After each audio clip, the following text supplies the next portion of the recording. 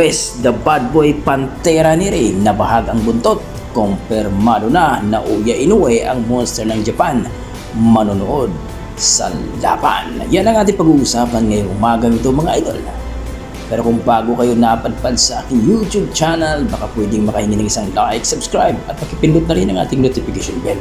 Kung maaari mga idol, i-share na rin ang ating video na katulad ito.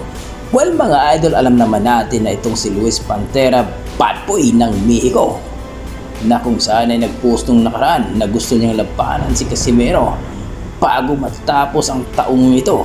Kung baga, sa December baga, ang ating inaabangan. Pero ngayon mga idol, nag-post ulit itong Bad Boy ng Mexico na kumbaga parang urong sulong itong tinaguri ang Bad Boy daw ng Mexico na maghahanap na lang daw siya ng ibang makakalaban, parang hindi na daw siya makapagantay ngayong Desembre. Well mga idol, gaya ng sinabi natin, wala ang problema kay Casimero kung hindi siya lalaban, dahil alam naman natin kapag manalo si Cuadros Casimero ay magiging number 1 at magiging mandatory challenger dito kay monster Naoya Inoue, na kung saan mga idol ay pipiliin naman talaga si Cuadros Casimero over kay Luis Pantera Neri ang Bad Boy ng Mexico mga idol, sapagkat nakaban ito sa bansang Japan dahil nahulihan na gumagamit ito ng ipinagbabawal na sangkap mga idol. Kaya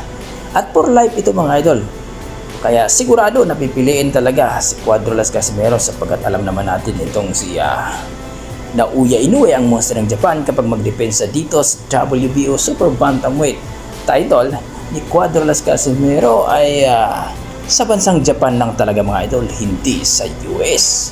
Kaya wala pong problema kung aayaw si Neri.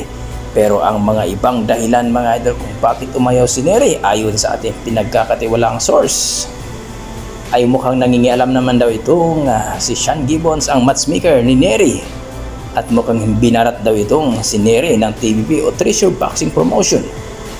Inoperan lang daw ito ng $500,000 samantalang si Alim dati ay naoperan ng $800,000. Speaking of Inoue mga idol, ang monster ng Japan ay manonood sa laban ni Cuadros Casimero at sa ringside pa ito.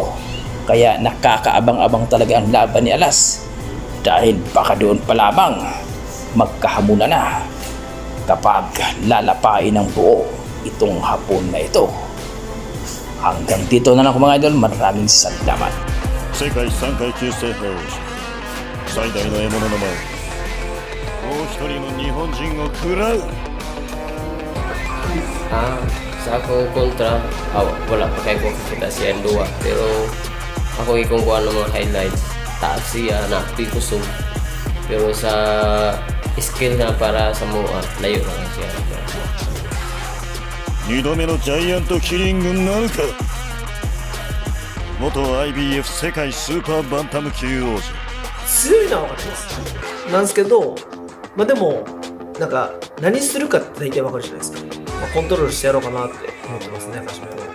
見届けよう。